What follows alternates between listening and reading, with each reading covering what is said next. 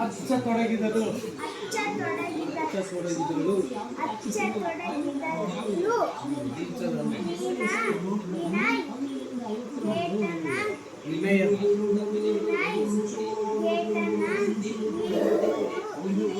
ಇನ್ನೊಂದು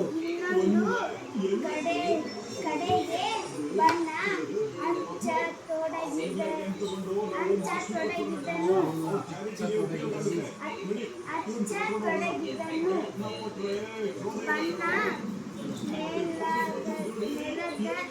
ಬಣ್ಣ ನೆಲದ ಮೇಲೆ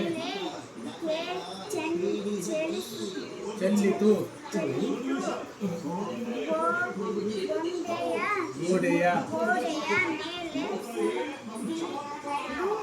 ಮೇಲೆ ಸಿಡಿಯಿತು ಸಿಡಿತನ ಅವರ ಮೇಲೆ